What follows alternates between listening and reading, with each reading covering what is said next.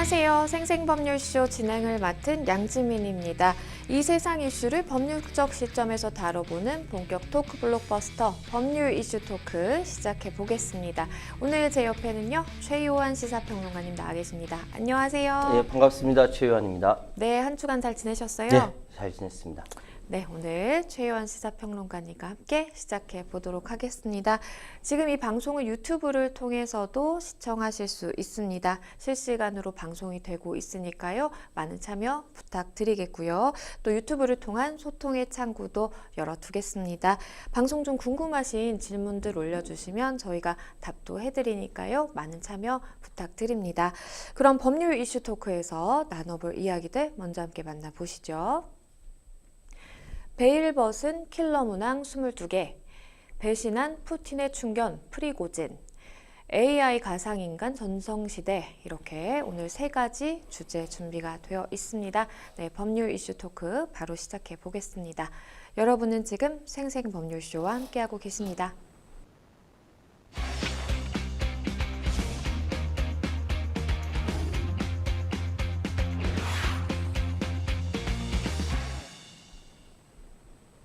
네, 법률 이슈 토크 본격적으로 시작해 보겠습니다. 첫 번째 주제는요, 베일 벗은 킬러 문항 22개입니다. 교육부가 26일 사교육 경감 대책을 발표하면서 최근 3년간 이 수능 시험과 그리고 올해 6월에 또 모의평가 있잖아요. 여기서 출제된 문항 가운데 총 22개의 킬러 문항을 가려냈다고 하는데요. 어떤 취지로 이 킬러 문항을 공개하게 됐을까요? 일단은 대통령이 그 수능 시험에 대해서 언급을 했고, 네. 언급을 하다 보니까 핵심되는 것이 원래는 사교육 관련된 이야기를 해야 되는데, 그렇죠. 수능의 킬러 문항, 초고난도 문항을 이야기를 하다 보니까 교육부 공무원들을 비롯해서 모두 다 난리가 난 것 같아요. 네. 22개의 킬러 문항을 골라내서 공개를 했습니다. 이렇게 하게 된 취지는요, 올해 수능을 약 5개월 앞두고 수험생들이 혼란 오는 것을 겪는 것을 막겠다라는 취지입니다.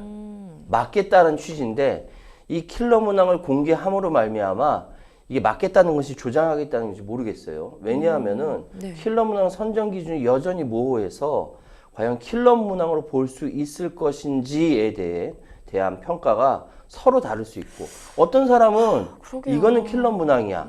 또 어떤 사람은 이거는 킬러 문항 같지 않은데, 이렇게 기준이 다를 수 있거든요. 그쵸. 왜냐하면 확고한 기준이 없기 때문에 교육부가 발표한 이것이 과연 킬러 문항인가 아닌가가 이거조차도 모호한 것이죠.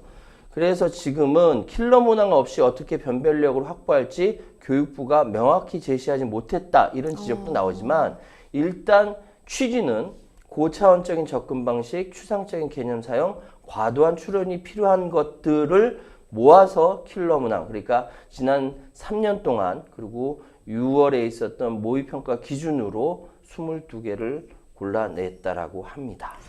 근데 이게 교육부 설명만 보더라도 이게 참 너무나 모호한 것 같아요. 이게 고차원적인 접근 방식과 추상적인 개념 사용, 과도한 추론 필요. 이게 누군가에게는 이거 혹시 킬러 문항일 수 있겠지만 아닐 수 있겠다라는 생각도 들고, 그러면 결국 이러한 혼선이나 혼란은 또 고3 수험생들에게 고스란히 전가되는 거 아닌가라는 우려가 일단 서는데요. 하나하나 좀 짚어볼게요. 킬러 문항이 어떤 문제들이 이제 포함이 됐는지, 또 얼마나 어려울지도 궁금한데요. 그러니까 지금 2021년도, 2022년도, 2023년도 3년 동안 있었던 수능 시험 문제, 네. 그 수능 시험 문제에서 어렵다고 이렇게 이야기되는 그 문항을 뽑았고, 그리고 지난 6월 모의평가에서 이건 킬러 문항이다라고 하는 것을 뽑아서 22개를 출연했습니다. 네. 그러니까 영역별로 보면 국어가 7개, 수학이 9개, 영어가 6개라고 합니다. 네. 그러니까 교육부가 기준으로 삼고 있는 것은 킬러 문항을 공교육 과정에서 다루지 않는 내용으로 사교육에서 문제풀이 기술을 익히고 반복적으로 훈련을 해야만 학생들에게 유리한 문항, 이렇게 정의를 했어요. 그러니까 일단 공교육에서 다루지 않았다라는 걸 전제해 두고 네. 사교육장에서 반복적으로 훈련을 해서 학생들이 그걸 풀어야 되는 상황, 이거를 이제 정의했기 때문에 이 상황에 대해서 교육부와 현장 교원 중심으로 킬러 문항을 점검팀을 구성해서 킬러 문항을 골라냈다라고 설명을 하고요. 네. 사실 지금 뭐 2021학년 때부터 시작해서 23년 그리고 6월 모의평가까지 다 포함해서 어떤 문제 말씀드리는 거는 사실 좀 부적합합니다. 네. 왜냐하면은 여기에 대해서 이미 인터넷에 많이 공개가 돼 있고 네. 또한 학생들별로 이거는 맞다. 선생님들도 이거는 킬러 문항 맞아 라고 생각하는 사람들이 있는가 하면 또 어떤 사람은 이걸 킬러 문항이라고 하면 도대체 어떻게 변별력을 하라는 거야? 나 이거 되게 쉽게 그러게요. 풀었는데 이렇게 이야기한단 말이죠. 그래서 이게 제가 말씀드리는 사람도 답답해요. 그러다 보니까 교육부가 선정 이유로 공교육에서 다루는 수준보다 어려운 문장 구조로 구성되어 있다 이렇게 이야기합니다. 그런데 원래 대학 수학 능력 시험이라는 것은 어려운 문장 구조로 되어 있는 것을 대학에 가서 그걸 읽어봤을 때 이거 수학할 수 있는 능력이 되느냐 안 돼. 그걸 평가하는 거거든요. 그러니까 지금 이 상황이 다들 혼란스러운 겁니다. 맞아요. 교육부도 혼란스럽고 대통령실도 혼란스럽고 저 같은 학부모 같은 경우 혼란스럽고 학생들은 또 말할 것도 없죠. 이런 상황이라는 거 알고 계십시오. 참 저는 이게 이 논란이 시작이 되는 걸 보면서 좀 의아한 부분도 사실 있었어요. 왜냐하면 킬러 문항이라고 표현을 하지만 어쨌든 이 학생들의 우위를 가려낼 수밖에 없는 것이 수능 시험이고 그러면 어려운 문제도 섞여 있어야 사실은 실수해서 내가 미끄러지는 걸 방지할 수도 있는 건데 다른 시각에서 보자라고 한다면 근데 이제 킬러 문항 막 반드시 이거 배제해야 된다 반드시 없애야 된다라고 하다 보니까 그럼 어떻게 하자라는 거지? 라는 생각이 조금은 들더라고요. 네. 킬러 문항 배제 방침 자체를 놓고 그러면 교육계는 어떤 입장을 가지고 있을까요? 사실 대통령이 맨 처음 이야기했던 것이 그러니까 사교육을 받지 않고 공교육 내에서 교육을 받아도 충분히 풀 수 있는 문제라고 얘기했기 때문에 그 방향성 자체는 학부모들이라든지 교육계라든지 대체적으로 찬성하는 것 그렇죠. 같습니다. 그런데 이 발언을 왜 수능시험 5개월 앞두고 맞아요. 5개월 앞두고 얘기했냐 여기에 대해서 불만을 갖고 있는 것이거든요. 자, 대체로 교육계는 찬성하는 분위기입니다. 최상위급 변별을 위해서 어느 정도 출제가 불가피하다는 의견도 있어요. 왜냐하면 예전에 수능 만점 받고 서울대 의대에 불합격한 사례가 있거든요. 그거는 왜 그렇게 됐냐면은 그때 만점자가 많이 나왔고 그리고 더군다나 만점자가 많이 나왔을 때는 선택 과목을 무엇을 선택했는가에 따라서 이것이 또 이제 점수가 반영이 되는 것이 다르기 때문에 수능 만점 받고도 서울의대 떨어진 경우가 있었습니다. 그래서 문제가 쉽게 나오는 것이 무조건 좋은 건 아니에요. 그렇죠. 예. 그래서 지금 전공자가 풀기에도 난해하다는 지적도 일리가 있다. 이런 얘기도 나오는 거예요.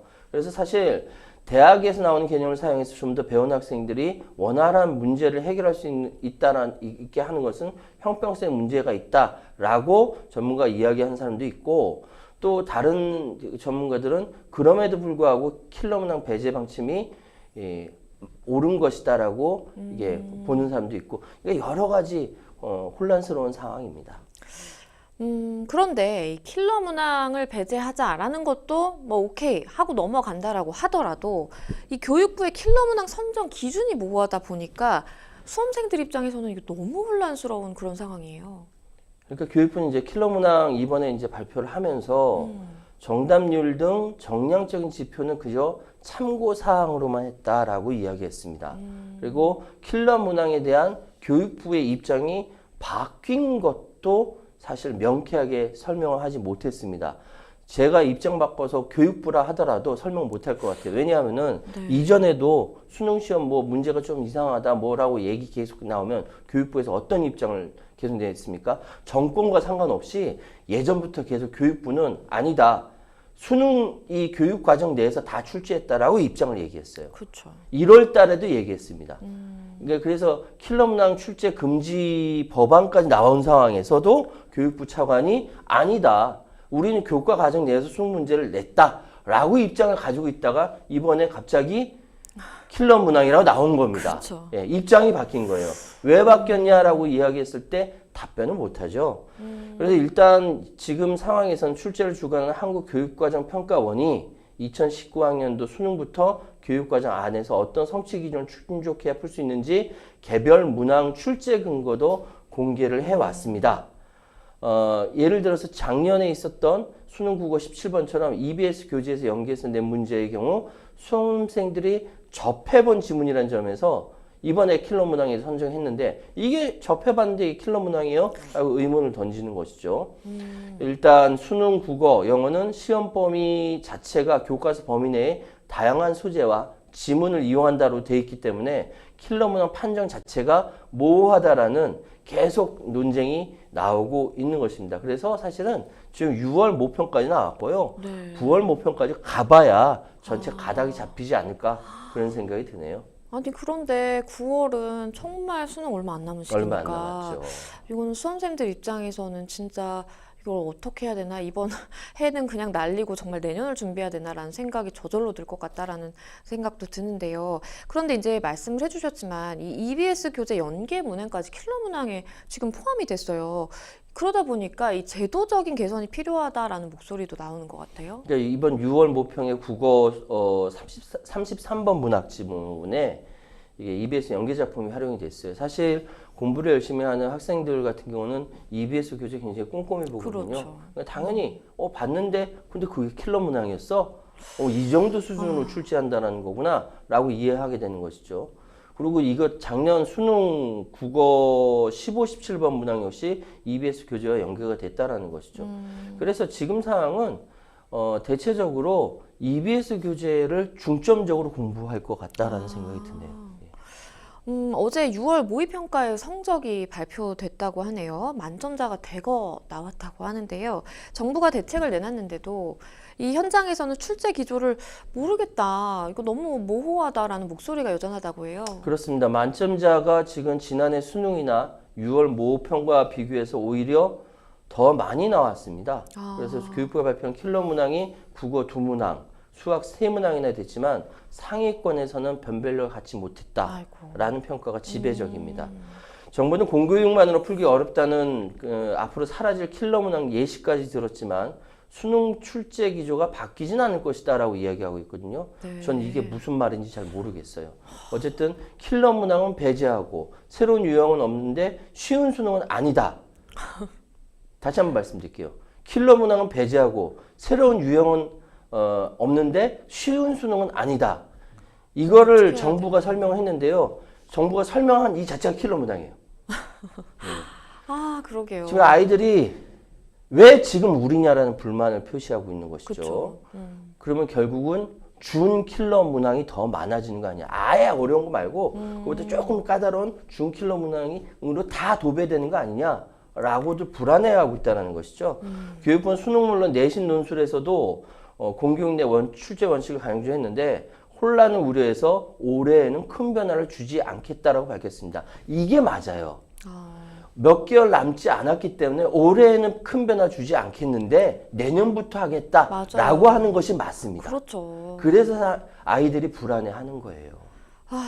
그런데 6월 모의평가가요. 그러니까 만점자가 다수 나왔다고 아까 네. 말씀을 드렸잖아요. 근데 지난해 수능보다는 또 어려웠던 것으로 나타났다고 합니다. 이게 그 착각을 하지 말아야 될 것이 국어와 영어는 난이도가 지난해와 비슷했어요. 수학이 좀 어렵다라는 것입니다. 특히 국어와 수학 이 사이에 표준 점수 최고점 차이가 더 벌어지는 바람에 이과생에게 유리한 구조가 됐다. 그것이 더 공고해지고 있다라고 이야기가 나오고 있거든요. 6월 모평 채점 결과는 27일 날 발표했는데 어쨌든 지금 수학은 6월 모평 표준 점수 최고점이 정말 불순으로 꼽혔던 2022학년도 수능 최고점 147점 물론이고 네. 지난해보다 더 높았어요. 6월이. 그러니까 2016년 이후 몇 년이 넘어갔습니까? 그러니까요. 2016년 6월 모평 기준으로 가장 높았기 때문에 이번 수학이 8년 새 가장 어려운 상황이다. 이렇게까지 이야기가 나오고 있습니다. 종합해 보면은 국어, 영어는 지난해와 비슷하거나 그냥 평이한 수준이고 수학이 더 어려워졌다. 그러니까 교육부가 발표한 킬러 문항 초고난도 문제 사례를 보면 수학의 경우 6월 모평에서 21번, 22번, 30번 총 3문제가 나왔고 국어는 14번과 33번이 나왔는데 포함됐는데 그런데 국어 킬러 문항까지 포함 생각해봐도 쉬웠는데 수학만은 대단히 어려웠다. 8년생 가장 어려웠다. 이렇게 해석이 되는 겁니다. 정말 저는 말씀을 들으면서 계속해서 이 고3 수험생의 마음으로 감정이 이입이 돼서 듣다 보니까 이거 정말 얼마 남지도 않았는데 사실 공부를 하는 것보다 이렇게 이제 얼마 남지 않은 상황에서 멘탈 관리가 굉장히 중요하다고 네. 하잖아요. 멘탈 관리 잘할 수 있을까 계속 걱정이 됩니다. 국어와 수학에서 이 선택 과목에 따른 유불리 논란은 여전한 것 같아요. 문과 침공이라는 말이 나올 정도로 이 이과생의 인문계학과 교차 지원이 급증하고 있는 정말 추세인데요. 이처럼 통합 수능이 안고 있는 이 구조적인 문제가 6월 모의평가에서도 나왔다고 하네요. 수학이 어렵다고 했잖아요. 네. 그래서 그렇게 이 상황이 벌어지는 겁니다. 통합 수능 수학은 수학 1, 2를 공통 과목으로 치르고 그리고 미적분, 기하, 확률 통계 중 한 과목을 선택해서 응시합니다. 이게 예전에 그 예비고사를 치렀던 학부모, 네. 학력고사를 치렀던 학부모들은 전혀 이게 짐작도 못하는 상황이에요. 그러니까 그러니까 지금 당장 고3 수험생이 시험을 보고 당장 고3 학부모가 아니면은 이게 이해하기가 쉽지 그러게요. 않아요. 그렇기 때문에 자세하게 말씀드리는 거예요. 방금 말씀드렸죠. 통합 수학으로 보고 네. 미적분, 기하, 확률과 통계 중 한 과목을 응시합니다. 네. 근데 통상 이과생들은 미적분과 기하를 네. 그리고 과학 탐구를 응시하고요. 국어는 문학과 독서를 공통으로 치르면서 언어와 매체, 화법과 작문 중 한 과목에 응시를 해요. 이게 예전에 학력고사나 이전에 예비고사와는 전혀 다르다는 거예요. 그런데 지금 수학 난이도가 올라가면서 이과생들이 강세를 가질 수밖에 없죠. 왜냐하면은 문과생들은 국어 쪽으로 더 강세를 가질 수밖에 없는 것이고 네. 이과생들은 수학으로 강세를 가질 수밖에 없는데 입시업체들도 이과생들이 상위권 대학의 문과 계열의 교차 지원이 가능하니까 그렇죠. 문과 침공 현상이 올해 더욱 심화될 것이다 라는 것이죠. 예를 들어서 이과생들 중에 점수가 좀 떨어질 것 같다. 의대를 못 갈 것 같아. 그러니까 문과 법학과를 지원한다라는 거예요. 이 상황이.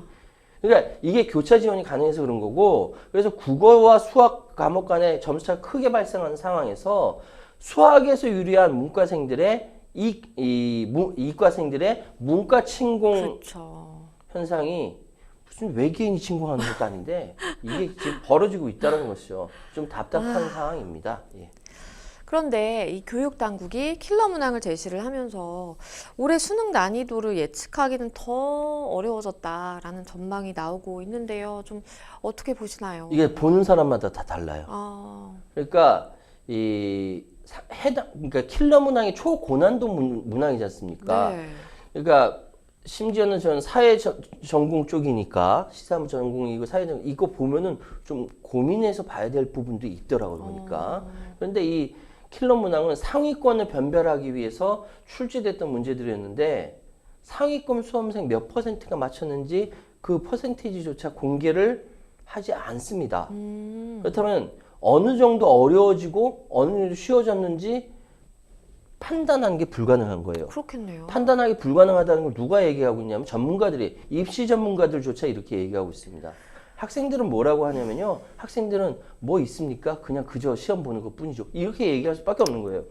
아이고. 교육부 관계자들은 지금 실질적으로 현재 수능과 크게 변동사항이 없을 것이라고 이야기를 하고 있지만 그러면서 문제를 꼬거나 여러 성취 기준 결합해서 내는 걸 배제한다면 나머지 문항에서는 평소 하는 대로 준비하는 것 같다. 9월 모의평가에서 가능할 수 있지 않을까라고 얘기합니다.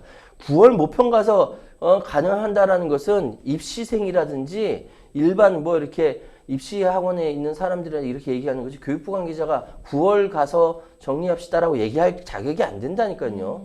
무책임한 거 아닙니까? 교육부가요, 네. 사교육 경감 대책을 발표했는데요. 사실 이제 사교육 문제 때문에 지금 이런 것들이 다 이제 불거지게 된 것인데, 사교육 경감 대책 어떤 내용이 들어가 있나요? 이주호 교육부 장관이 윤석열 대통령에게 그 학교 개혁 보고를 할 때 전혀 내용이 없었던 수능 이야기가 별도 지시로 나서 이 난리가 난 거고요. 사교육 경감 대책은 원래부터 필요한 겁니다. 그쵸. 그런데 왜냐하면은 우리나라 연 사교육비가 26조 원입니다. 아, 어마어마합니다. 상상을 정말. 초월해 맞아요. 사실은. 왜 그런 줄 아세요? 사교육비가 왜 들어가냐면 우리 아이가 무엇을 잘할지 몰라요. 그렇죠? 그쵸. 우리 아이가 김연아처럼 피겨 스케이팅을 잘하는지 아니면 뭐 지금은 황아무개 선수인데 수영을 잘하는지 아니면 진짜 공부를 잘하는지 모르니까 다 시켜봐요. 거기서 특출난 거 시키지 않습니까? 그렇죠. 그러다 보니까 사교육 시장이 엄청나게 넓어졌고 그렇게 해서 1년에 쓰는 돈이 26조 원이라는 겁니다. 이 사교육비를 줄이기 위해 수능에서 킬러 문항을 없애고 공공 입시 담당 등을 통해서 학생들의 공교과 안에서 입시를 준비하도록 지원한다라고 교육부는 이야기하고 있는데요. 그리고 또 많은 이제 아직은 젊은 엄마들이죠. 영어 유치원을 불리는 유아 영어 학원의 편법 운영을 단속한다라고 하고 네. 또 저는 이번에 처음 들었는데 왜냐면 저희 아이들은 아직 좀 커가지고 초등 의대 입시반이 있답니다. 초등학생인데 맞아요. 의대 입시를 준비한다라고 해요. 이거 실태 점검한다라고 하고 네. 뭐 지금 누리과정 관련돼서 유초등 사교육도 줄인다라고 이야기를 하고 있는데 확실한 건 사교육은 좀 줄여야 되는데 맞아요. 효율적으로 효과적으로 충격을 주지 않는 범위 내에서 줄여야 되지 않을까 그런 생각이 듭니다. 그러니까 방향성은 사실 맞아요. 예. 그러니까 이 대원칙은 저도 공감하고 그렇게 됐으면 좋겠다라는 바람은 있는데 이게 너무 급진적으로 생각하지도 못한 데에서 이게 확 얘기들이 나오다 보니까 아, 이렇게 방향성을 가지고 가는 그 과정인 것이 맞나라는 좀 의심이 들 정도로 사실 혼란스러운 상황입니다. 이 특징적인 내용들을 좀 살펴볼게요. 공정수능점검위원회가 신설이 된다라고 하는데 어떤 역할을 하게 되는 걸까요? 사실 지금 나오고 있는 정책이 이전에는 없었던 내용들이 쏟아져 나오기 때문에 저로서는 발표된 내용만 그대로 말씀드릴 수밖에 없습니다. 이것이 앞으로 어떻게 될 것이다라고 예측도 못 하겠어요. 왜? 특히 교육의 부분은요, 굉장히 예민하기 때문에 깨질까봐 이렇게 계란 다루듯이 이렇게 다뤄야 돼요. 그렇죠. 예, 그래서 막 쏟아져 나오면 곤란한데 일단 쏟아져 나온 것이니까 말씀은 드리겠습니다. 교육부는 먼저 공교육 중심의 공정 수능을 단계적으로 실현하겠다라고 밝혔습니다. 그러면서 공교육에서 성실하게 학습한 학생들 수능에서 공정하게 평가받을 수 있도록 변별력은 갖추되 공교육에서 과정에서 다루지 않는 내용의 킬러 문항은 핀셋으로 제거한다는 방침을 재차 강조했고요. 사교육에서 문제풀이 기술을 익혀서 반복적으로 훈련한 학생들에게 유능한 수능을 만들지 않겠다라고 주장을 하고 있는 것입니다. 그래서 적정 난도, 변별력을 갖춘 문제가 출제할 수 있도록 교사들을 중심으로 공정수능평가 자문위원회를 운영하고 네. 또 독립성이 보장되는 공정수능 출제 점검위원회를 신설해서 수능 출제 단계에서 킬러 문항을 걸러낸다는 계획을 발표했습니다. 자, 킬러 문항 걸러내면은 수능이 공정해진다라는 것을 전제에 두고 교육부는 이야기하고 있는 거예요. 그러네요. 그리고 2025학년도 수능부터는 교사를 중심으로 출제진을 구성하고 수능 문항 정보도 추가로 공개하는 방안을 검토한다라는데 이것이 정확히 어떤 정보로 어떻게 공개할지는 아직 이야기를 하지 않았습니다. 공무원들이 이렇게 공개하는 건 아직 안 된 거예요. 예, 방향만 이야기하고 앞으로 하겠다라고 이야기하는 거고 이와 별도로 입시 학원이 수능 출제 경험이 있는 교사, 교수에게 모의고사 문항을 사는 것을 막기 위해서 그러니까 쉽게 얘기해서 서로 커넥션이 있는 거 아니냐 막 이런 얘기 했었잖아요. 이런 막기 위해서 출제위원이 일정 기간 수능 관련 강의나 자문 등 영리 행위를 하는 것을 금지할 방침이라고 했는데 제가 알기로는 이런 거 일전에도 계속 있었습니다. 그리고 현장 교사 중심의 무료 대입 상담 등 공공 컨설팅 실시한다라고 하고요. 논술, 구술 등 대학별 교사가 교과 과정에서 벗어나지 않도록 이제 점검한다라고 이야기하고요. 그리고 EBS 시스템을 개편해서 현재 유료 강좌인 중학 프리미엄을 무료로 전환한다. 수준별 학생 콘텐츠도 대폭 확대한다라고 교육부가 임하는 대책을 발표를 했습니다. 근데 이제 이 얘기도 있더라고요. 영어 유치원 편법 운영에 대해서는 또 어떻게 될까요? 이게 교육부가 이제 교육과 보육이라는 굉장한 이렇게 중요한 문제에서 일단 교육 차원에서 이야기를 한 겁니다. 아이들은 교육도 받아야 되지만 보육도 해야 되거든요. 유아 단계에서 초등학교 입학을 대비한 사교육 수요가 분명히 있어요. 그래서 그러니까 유초 연계 이음 학기를 확대해서 운영하고요. 영어, 예체능 등 수요가 많은 방과후 과정을 위해 재정 지원도 늘린다라고 합니다. 그 외에도 중장기적으로 학부모의 유아교육 수요와 유보 통합 계획을 고려해서 3세에서 5세까지의 교육과정, 누리과정도 개정한다라고 하는데요. 특히 이제 유아교육 사교육에 돈이 많이 들어요. 그쵸. 상상 이상으로 많이 듭니다. 영어 유치원이요. 정말 쉽게 얘기해서 장난 아닙니다. 영유아 어학원을 유치원처럼 운영하는 편법 사례도 단속한다라고 합니다. 어쨌든 지금 말씀드리는데 학부모가 불안감 때문에 사교육에 의존하는 거, 그거를 또 불안감을 조장해서 광고 막 해가지고 우리한테 맡기면 저에게 철저하게 지도해 드립니다라고 하는 사교육 업자들, 여기에 대해서 사교육 경감 대책을 낸다라고 하니까 이 부분에 대해서 기대를 한번 해보도록 하겠습니다. 그리고 교육부는요, 사교육 카르텔 근절 대책으로 이 국민 신고를 또 강조하기도 했습니다. 어떤 내용일까요? 섭섭한 거는요, 카르텔이 있다라고 한다면 이거는 명백한 범죄입니다. 압수수색 들어가야 돼요. 근데 어쨌든 지금 카르텔 근절 대책으로 국민 신고를 강조했다라고 하는데, 일단 사교육에서 사교육과 공교육, 교육부라든지 교육 관련돼서 이렇게 카르텔 형성하고 뭐 이런 것들, 부조리 센터에 있다라고 한다면 이런 것들, 뭐 신고센터를 설치한다라고 합니다. 그리고 외부 전문기관 연계해서 모니터링도 병행한다라고 하고요. 어쨌든 사교육 간의 카르텔, 뭐 가격도 담합할 수 있고 여러 가지 있을 수 있으니까 이 부분에 대해서는 확실하게 정리하는 것이 맞습니다. 뭐 일단은 정부가 다양한 뭐 방식으로 그리고 다양한 분야에 대해서 사실 고민을 하고 있는 것 같기는 한데 과연 이 사교육 경감 대책에 대해서 시민들의 평가는 또 어떨지 궁금한데요. 저도 학부모이고요. 네. 아마 학부모이시고요. 많은 분들이 이제 고민하고 있는 부분이 우리 아이를 키우는데 도대체 이 상황을 이렇게 변화하는 상황을 어떻게 해야 할 것인가의 문제거든요. 공정수능이라는 이 자체에 대해서는 동의를 한다. 그런데 이 정책이 실제로 실효성을 갖겠느냐. 이 이야기는 예전 학부모님들도 계속 이야기를 하셨어요. 그러니까 이러다 보니까 선의의 피해자가 의외로 발생할 수도 있는 것이고 그쵸. 또 이렇게 한쪽을 막으면 풍선 효과로 다른 데서 터질 수도 있고요. 사교육 경감까지 가려면은 수능을 절대평가로 전환할 필요가 있지 않느냐 이런 이야기까지 나오고 있습니다. 학교 교육과정에 부합하는 수능 체제로 개선하는 로드맵을 이번 2025학년까지 우리 이게 돼 있지 않습니까? 네. 2028 대입제도 개선 방안에는 틀림없이 이 총체적인 안을 담아야 한다라는 학부모들의 의견이 많습니다. 사실 우리 뭐 평론가님께서도 학부모시잖아요. 앞서서 이제 말씀을 주셨는데 고등학생 자녀를 두고 계신 정말 민감한 그 시기에 있는 학부모십니다. 일단 학생들과 학부모들의 심정이 굉장히 답답할 것 같은데요. 어떤 교육 정책이 필요할지에 대해서 좀 말씀 주시죠. 자, 대한민국이 지금 이런 세계적 정말 역사 이래 없는 이런 세계적 선진국이 된 거 이 자체 발전을 이룬 거 근본 원인이 교육입니다.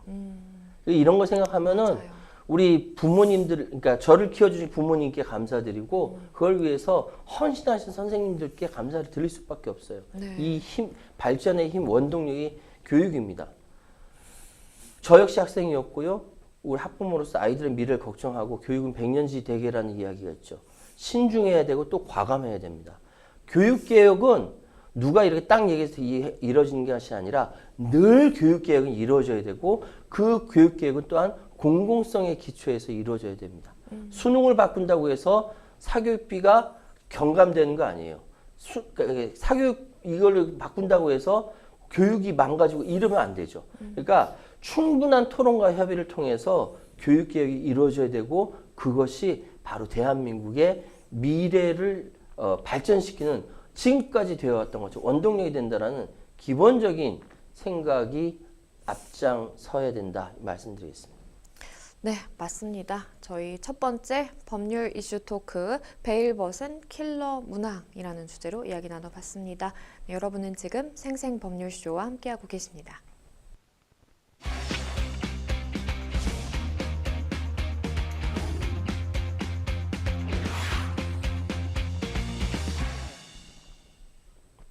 네, 법률 이슈 토크 두 번째 주제로 넘어가 보겠습니다. 배신한 푸틴의 충견 프리고진입니다.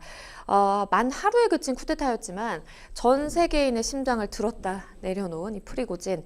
푸틴의 요리사로 소개되는 그가 어떻게 이 바그너 그룹이라는 용병 군단을 설립을 해서 또 이렇게 급부상하게 된 건지 관련된 이야기 나눠보겠습니다. 프리고진의 무장 반란이 어떻게 전개가 된 건가요? 그러니까 지금에 와서 이렇게 이야기가 나오는 것이지만 네. 바그너 그룹의 수장인 프리고진하고 네. 지금 러시아의 국방부 장관 세르게이 쇼이구와 참모총장인 말레리 게라시모프가 사이가 안 좋았던 것 같아요. 사이도 안 좋았고 푸틴이란 정점의 권력자와 이렇게 경쟁하는 관계 아니었냐 이런 생각이 듭니다. 네. 근데 지금 8천여 명의 병력을 대동해서 모스크바로 돌진을 했는데 이 돌진하는 것을 모스크바 정규군이 막지 못한 거예요. 그러니까 막으면 어느 정도 뭐 전투를 한다라든지 그러게요. 아니면 그저 소강 상태에 있으면은 이 상황에 서로 이렇게 대화를 한다든지 해야 되는데 푸틴이 막지 못한 상태에서 그냥 바로 모스크바까지 쳐들어간 맞아요. 겁니다. 프리고진도 당황했을 거라고 봐요. 왜냐? 막을 줄 알았는데 막지도 못하고 너무 쉽게 뚫렸어. 그럼 자기가 모스크바에 이렇게 진군을 하게 돼서 점령하게 되면 그다음 뭘 해야 되잖아요. 그러니까요, 맞아요. 근데 그것마저도 플랜이 없었던 것 같아요. 이 과정에서 그 이제 얼마 안 가서 바그너 그룹이 그러니까 용병 그룹이 멈춰섰던 겁니다. 벨라루스 그러니까 이 소위 얘기해서 중간에 협상이 들어온 그쵸. 거고 그래서 거기서 그냥 흐지부지 된 것인데 어쨌든 지금 상황은 제가 평가하기로는 뭐 누구도 승자가 없고 누구도 패배한 사람이 없는 네. 쿠데타다. 희한하죠? 그러니까요. 누구도 이기지도 못하고 누구도 지지 아이고. 않은 세계 유례가 없는 쿠데타가 일어났다가 흐지부지 사라졌습니다. 프리고진이 어떤 인물인지부터 살펴봐야 될 텐데 먼저 사진 한 장을 먼저 함께 보실게요. 이 사진을 보면요, 푸틴 대통령이 좀 수족 같아 보이는 그런 모습의 사진도 있고요. 그리고 저 사람인데 일단은 푸틴 대통령이 나오는 모습 뒤로 굉장히 많이 이제 모습을 비췄던 그런 인물이기도 하고요. 사실 많은 사람들이 푸틴 대통령의 수족이다라고 좀 인식하지 않았을까요? 이 프리고진이라는 사람이, 그러니까 우리도 이제 보통 사례를 들어서 북한에 대해서 보면은 김정은 국무위원장이 있으면 네. 그 주변에 인물들 있지 않습니까? 그쵸. 그럼 주변의 인물들을 보니까 저 멀리서 어떤 여성이 막 뛰어가. 알고 보니까 여동생이었어. 뭐 이런 이제 맞아요. 발표를 한단 말이죠. 그리고 주변 인물 배치하면서 권력의 상관관계를 이렇게 추정하듯이 이것도 마찬가지예요. 프리고진은 이게 예전에 어린 시절부터 범죄를 많이 저질렀대요. 감옥도 가고 막 그랬다고 합니다. 81년도에 감옥도 갔다고 그랬는데, 어떻게 정치 세력화했는지에 대해서는 정확하게 보도가 나온 거는 없습니다. 굉장히 중요한 사실은 뭐냐면은 프리고진이 머리가 굉장히 비상합니다. 네. 그래서 푸틴이 강력한 철권 통치를 하는데 미디어를 굉장히 잘 이용하도록 옆에서 이 도움을 많이 줬다라고 합니다. 그러니까 예를 들어서 2004년 우크라이나 오렌지 혁명 당시에 그때 오렌지 혁명 당시에 우크라이나 집권 세력은 친러 세력이었어요. 네. 오렌지 혁명이 그걸 뒤집어 버렸다라는 의미거든요. 근데 여기에 프리고진이 시위 운동권처럼 잠입을 합니다. 그러면서 이 뭐랄까 민주화 운동을 당시에 했던 사람들, 그러니까 반러 세력에 대해서 미국과 서방 유럽에 돈을 받고 하는 행위라고 악의적인 가짜 뉴스를 퍼뜨려요. 그래서 굉장히 이렇게 혼란스럽게 현장을 혼란스럽게 만들고, 또 이를 기반으로 해서 텔레비전 다큐멘터리를 만들었어요. 네. 그리고 보도합니다. 그러면은 그리고 또 인터넷 기관을 만들어서 가짜 뉴스를 계속 생산해내고요. 도널드 트럼프가 당선되는데 그 배경이 되는 러시아의 도움을 누가 줬냐? 프리고진이 했다는 거예요. 그러면은 이게 뭐냐면은 프리고진의 언론 플레이가 푸틴의 집권과 철권 통치에 굉장히 도움을 줬다라는 결론이 나오는 것이고, 이게 그 여러 가지 러시아가 다른 아프리카, 시리아 이런 데에서 굉장히 내전에 관여하고 소위 친러 세력이 이렇게 막 세를 확장하는데 가짜 뉴스를 동원한, 그리고 러시아의 이익이 되는 것들을 다 해왔는데 그 배경이 누구냐? 바로 프리고진이라는 거예요. 이 사람이 그리고 결국은 용병그룹, 바그너 그룹까지 만들어서 무장까지 할 수 있는 미디어를 통해서 푸틴을 지지하게 만들고 그 힘을 자기가 무장 세력까지 갖게 되는, 굉장히 이 머리도 좋고 똑똑하고 교활하고 그리고 욕망도 굉장히 큰 그런 사람이었다라고 지금 드러나고 있는 겁니다. 그런데 이야기가 나오는 것에 따르면 이 프리고진이 이렇게 반란을 철회한 배경에 가족에 대한 협박이 있었다라고 하더라고요. 이건 영국의 일간 텔레그래프에서 보도한 건데 네. 이건 확인해 봐야 돼요. 그렇죠. 이건 역으로 그러니까 서방에서 가짜 뉴스로 이렇게 퍼뜨리는 거일 수도 있어요. 네. 일단은 텔레그래프에서 보도한 거로는 러시아 정보기관이 바그너 그룹의 수뇌부의 가족, 쉽게 프리고진의 가족을 인질로 삼아서 더 쳐들어오면 해칠 거야 라고 해서 되돌아갔다라는 이야기예요. 그런데 사실 보시면 쿠데타를 일으키겠다고 하는 그 그룹의 수장이 자기 가족이 모스크바에 인질로 남아있는 거를 뻔히 알면서 일으키겠습니까? 그래요. 상식적으로 말이 안 되거든요. 그런데 이 영국의 텔레그래프에서 이걸 보도를 했다는 것이죠. 그리고 바그너 그룹의 용병이 8,000명밖에 안 된다라고 이야기했는데, 그러니까 원래 프리고진 25,000명이라고 얘기했거든요. 그걸 네. 깎아내리고요. 여러 가지 이야기들을 봐서 이 뉴스에 대해서는 네. 저는 신빙성에 대해서 의문을 제기하고 있습니다. 어쨌든 결과적으로는 아무 일 없는 걸로 넘어가 버렸죠. 푸틴 대통령, 이 프리고진의 반란 뒤 기자회견을 열고 과도한 야망과 개인적 이익이 반역으로 이어져서 조국과 국민 또 대의에 대한 배신으로 이어졌다라고 비난을 했는데요. 그런데 반란이 중단된 이후에 또 다시 첫 입장을 밝혔다고 하네요. 푸틴 대통령이 이제 이번 상황 모든 협박과 혼란이 실패한 운명을 보여줬다. 그러니까 뻑였어요. 푸틴이 나 건재하다. 러시아 국민들 절대 동요하지 말아라고 푸틴이 TV를 통해 가지고 발표를 했습니다. 발표할 수밖에 없는 것이, 그렇겠죠. 예, 만약에 푸틴 대통령이 그런 발표하지 않고 숨어 있거나 하면은 더 혼란이 생겨요. 그래서 제가 러시아 쪽에 있는 소식통을 통해서 제가 확인을 한 거예요. 네. 24일 날 프리고진이 이 소위 진군하지 않는다, 네. 벨라루스 넘어간다라는 얘기가 나오고 나자 러시아에 배치됐던 탱크 사라지고 비행기 떠다니던 것들도 사라지면서 극히 평온을 유지하게 됐다라는 소식을 들었어요. 예, 이건 제가 직접 러시아 쪽을 통해서 들은 소식입니다. 그런데 그러면서 그 프리고진이 이렇게 다른 데를 망명하고 네. 이 푸틴이 TV에 나와서 이야기하는 것은 그냥 자신이 했다. 자신이 이렇게 진압을 했으니까 모스크바 시민 여러분 안심하십시오 수준으로 얘기한 거지. 네. 여기에 나오는 여러 가지 이야기들은 사실상 푸틴이 자신의 건재함을 표명하는 거이고, 사실은 지금 무마가 됐다고 하지만 네. 나중에 또 어떤 일이 벌어질지 모르는 상황이다. 그러게요. 겉보기에는 굉장히 안정을 되찾았다라고 볼 수 있는 것이죠.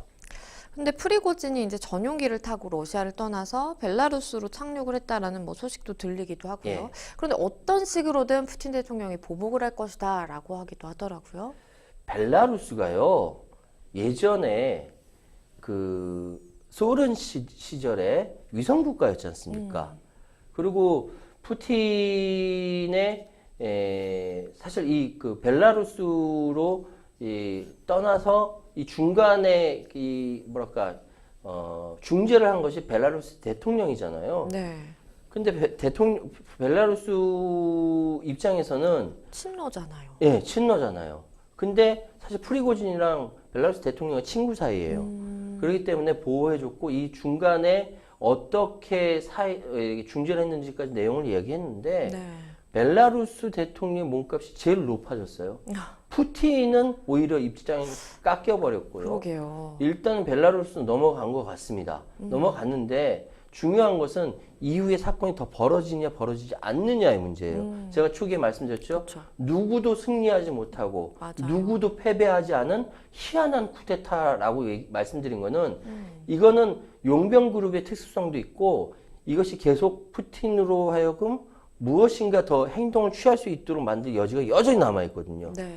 즉 그러니까 프리고진이 살아 있는 한 그 불안감이 사라지지 않는다라는 거예요. 맞아요. 벨라루스로 갔든 아니면 세가 가장 큰 이집트로 갔든 아니면 아프리카 콩고로 갔든 간에 프리고진이 살아있는 한 이 불안감은 사라지지 않는다라는 결론을 내릴 수밖에 없는 겁니다. 굉장히 복잡하죠? 그러게요. 이번 일로 사실 푸틴 체제를 떠받쳐온 이 러시아 엘리트들에게 굉장히 좀 충격을 준 것 같은데요. 마지막으로 이 푸틴의 운명 어떻게 될까요? 사실은 철권 통치를 통해서 소위 예전에 그 굉장히 강한 권력을 가지고 있었던 이렇게 전통적인 러시아 권력자들, 네. 근데 푸틴 때 와서 가장 강력하게 됐었죠.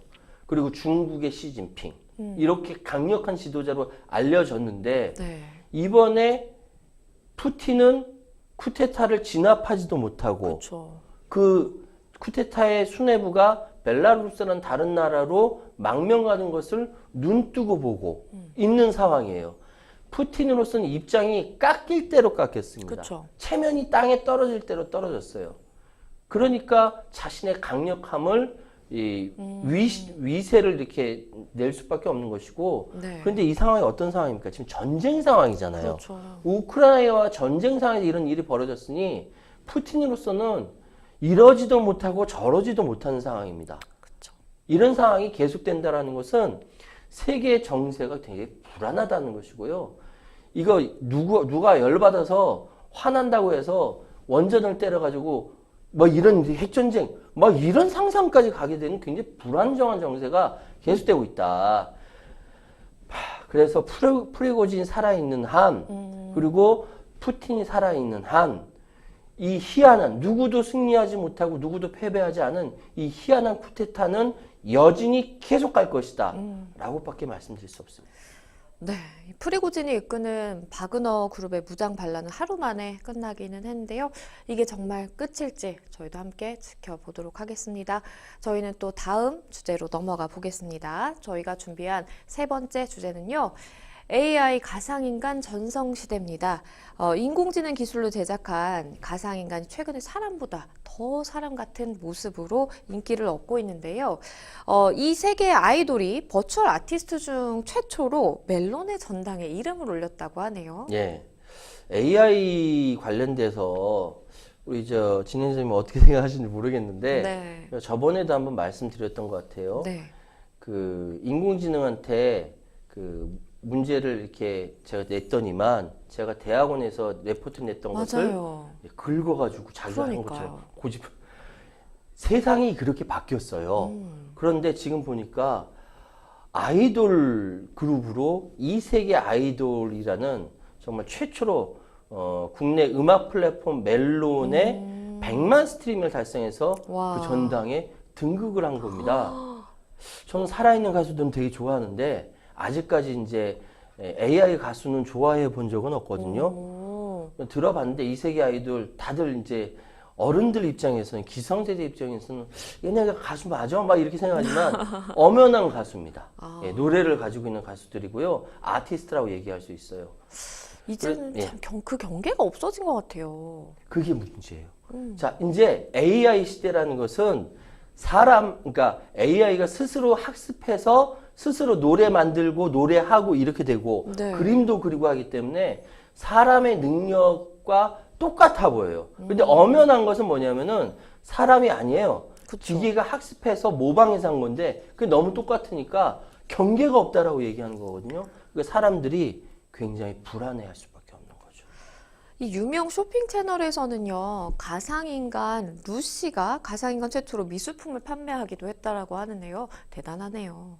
예, 제가 예전에 그러니까 시사평론 하기 전에 잠시 방송 활동을 할 때 네. 쇼호스트를 했었어요. 오. 지금은 없어진 그 채널인데 거기서 쇼호스트를 했었는데 사람이 물건 파는 거 되게 힘들거든요. 힘들죠. 굉장히 힘듭니다. 저는 쇼호스트들의 방송 진행 능력 보면서 감탄을 합니다. 그쵸. 그런데 이거를 가상인간 루시가 오. 판매를 했다고 합니다. 네. 미술품 판매를 했대요. 예. 롯데홈 쇼핑에서 대단하네요. 가상인 루시가 미술품 판매 방송을 했고 아니 미술품을 판매하면 미술에 대해서 해박해야 돼요. 그렇죠. 잘 알아야 됩니다. 더군다나 이번에 저는 잘 모릅니다. 미술에 대해서는 잘 모르는데 그 루시가 노준 작가의 신작을 소개하면서 네. 그 노준 작가에 대해서 알아야 된다는 거거든요. 그쵸. 근데 노준 작가는 보니까 사람과 동물, 자연 간의 관계 회복을 주제로 사람 형상을 닮은 동물 캐릭터를 조각해서 인기를 끌었다라고 합니다. 그래서 지금은 신작 3종을 10개씩 총 30점을 판매를 했고요. 그래서 엄청난 결과를 가져왔다라고 이제 쇼호스트도 이 설 자리가 없어져 버리는 그러네요. 불안한 상황이 아, 만들어졌습니다. 아니 지난 8월에는요 AI 시인도 등장을 했다라는 거예요. 이렇게 AI가 시라든지 뭐 가수, 음악의 영역이라든지 굉장히 다양한 예술계에 입성을 하는 것 같아요. 그러니까 이게 이제 방송을 하는 사람 입장에서는 그러니까 방송하기 위해서 준비를 많이 하지 않습니까? 그쵸. 우리 작가님들, PD님 다 준비하고 우리 나와서 이야기하고 막 하는데 이제는 시도 AI 가상인간 씁니다. 근데 주제를 주면요 1초 만에 나옵니다. 시가. 그러니까 이걸 인간이 이길 수가 없잖아요. 이길 사실 수가 없죠. 1초 만에 쓰는데. 저는 이세돌이 그 바둑에서 1승을 올린 것이 신의 한 수 77수 그걸 내면서 이겼는데 그 신의 한 수가 인간의 최대치라고 생각을 해요. 시를 1초 만에 나오는데 지금 노래도 그렇고요. 이 모든 것들을 다 해내는 AI의 능력에 대해서 인간이 공포스러워하기 때문에 영화도 우리 보면은 AI가 다스리는 미래 시대 해가지고 터미네이터가 나오는 거 아닙니까? 그래서 그래요. 지금 상황은 AI 윤리가 굉장히 중요하다는 얘기가 네. 전문가들 입에서 나올 수밖에 없는 것이죠. 이 AI 예술이라는 게 굉장히 뭐 대단한 측면도 물론 있기는 하겠지만 이게 좀 위협이 된다라는 느낌도 있거든요. 위협이 아니라 기회가 되려면 어떻게 해야 될까요? 자, 굉장히 지금 쉽지 않은 이야기예요. 그러니까 AI라든지 과학기술의 발전은 인간이 인간답게 살기 위해서 복지라든지 노동으로부터 해방이라든지 여러 가지 이런 과정을 거치면서 혜택을 받기 위해서 만들어진 건데 그쵸. 오히려 그 과학기술이 인간의 직업을 없애고 인간의 능력을 빼앗아 간다면은 이건 네. 발전하지 않는 것보다 못하는 결과가 나오거든요. 그렇다면 여기서 해야 될 것은 뭐냐면 AI를 통한 과학기술 발전의 윤리가 우리가 그쵸. 어떻게 생각해야 할 것인가에 대한 고민을 지금부터 해야 돼요. 그렇죠. 지금부터 해야 과학기술이 더 발전할수록 고도의 윤리가 쌓이고 그 윤리가 쌓이면 어쩌면은 우리가 궁극적으로 생각하는 인간이 인류가 행복해지는 방법이 무엇인가에 대해서 같이 공론화하는 과정이 있지 않을까. 지금은 더 행복해질 수 있는 방법은 AI 윤리를 더욱더 고도화하는 같이 고민해야 될 것이다. 우리 시청자 여러분도 한번 고민해 보셨으면 좋겠습니다. 네, AI 가상인간 전성시대라는 주제로 세 번째 법률 이슈 토크 만나봤습니다. 네, 생생법률쇼 마칠 시간이 다 됐는데요. 오늘 함께 해주신 최희원 평론가님 감사합니다. 네, 감사합니다. 네, 오늘 저희가 준비한 내용 여기까지입니다. 다음 시간에 다시 찾아뵙겠습니다. 감사합니다. Oh, you can stop me. 못 멈춰 감히 손끝 하나도 건드리지 못하는 경지 점점 더 멀리